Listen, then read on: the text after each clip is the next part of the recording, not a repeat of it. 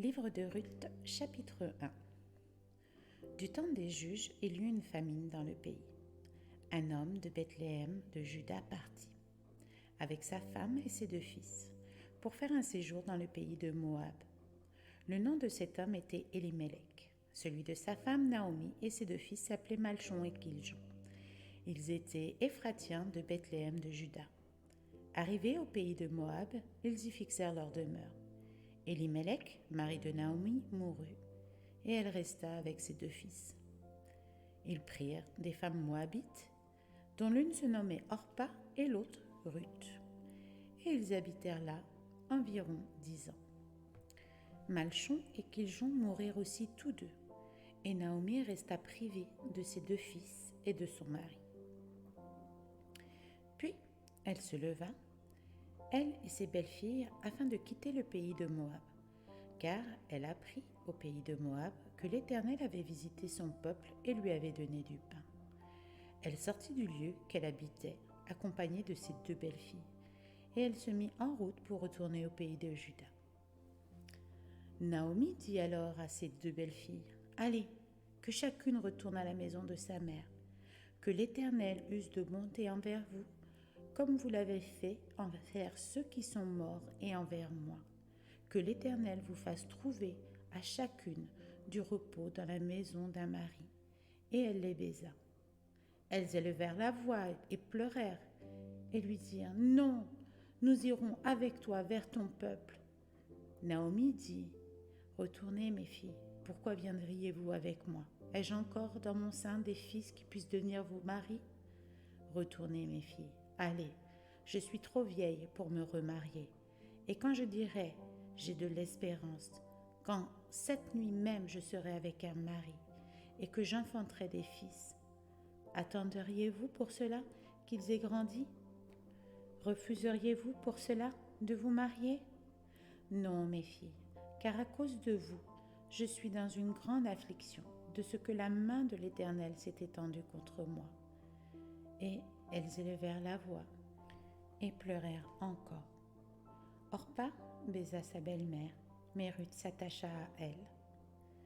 Naomi dit à Ruth, « Voici, ta belle-sœur est retournée vers son peuple, vers ses dieux.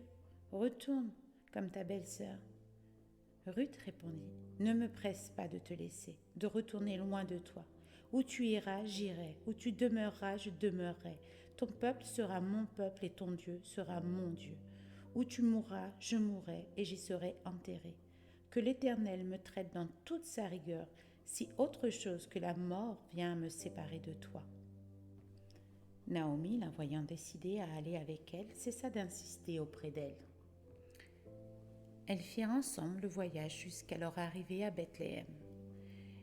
Et lorsqu'elles entrèrent dans Bethléem, toute la ville fut émue à cause d'elles. Et les femmes disaient, « Est-ce là Naomi ?» Et elle leur répondit, « Ne m'appelez pas Naomi, appelez-moi Mara, car le Tout-Puissant m'a rempli d'amertume. J'étais dans l'abondance à mon départ, et l'Éternel me ramène les mains vides. Pourquoi m'appelleriez-vous Naomi, après que l'Éternel s'est prononcé contre moi, et que le Tout-Puissant m'a affligée? » Ainsi revinrent du pays de Moab Naomi et sa belle-fille Ruth la Moabite. Elles arrivèrent à Bethléem au commencement de la moisson des orges.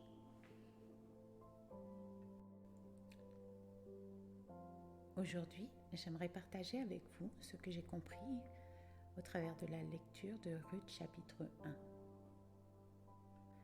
Dieu nous invite à méditer sa parole et à la laisser nous parler.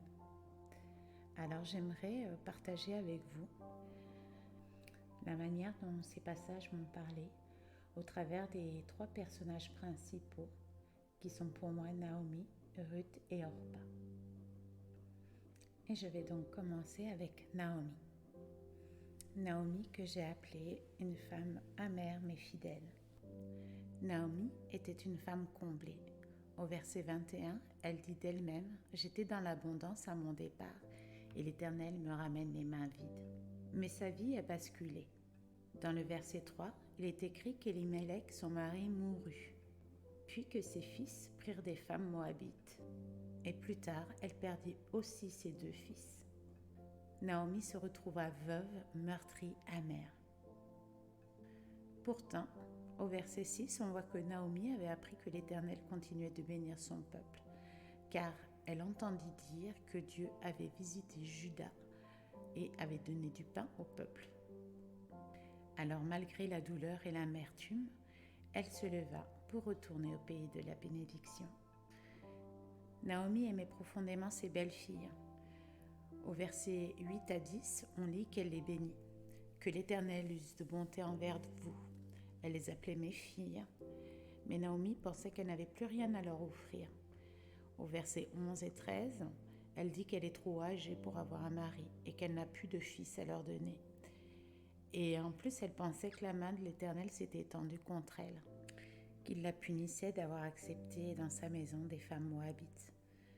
C'est vrai qu'en Deutéronome 23, verset 3, il est dit « L'Ammonite et la Moabite n'entreront point dans l'assemblée de l'Éternel ». Naomi portait donc ce poids d'avoir laissé faire ce qui n'était pas permis. Elle pensait sûrement payer le fait d'avoir transgressé une loi divine. Mais ce qu'elle ignorait, c'est que Dieu préparait une œuvre bien plus grande.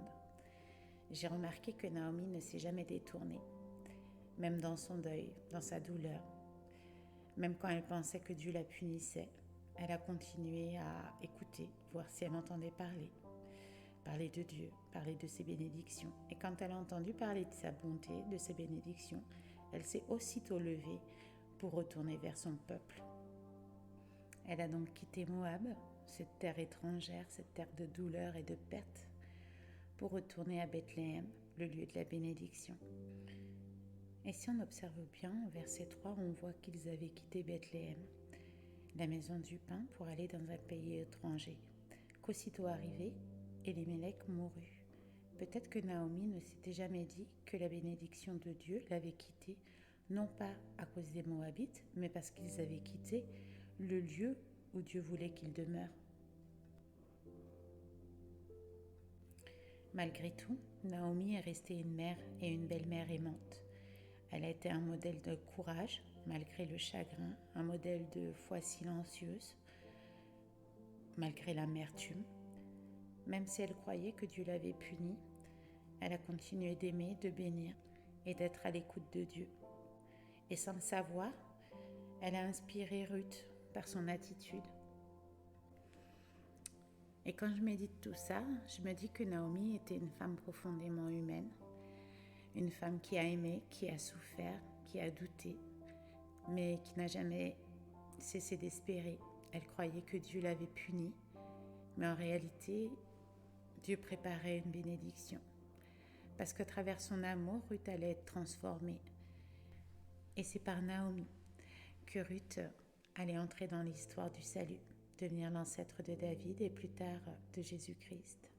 Alors oui, Naomi se sentait punie, mais Dieu ne l'a jamais condamnée. Et cela me fait réfléchir. Parfois, nous pensons que la main de Dieu est contre nous, alors qu'en réalité, il nous façonne, il nous replace, il nous prépare.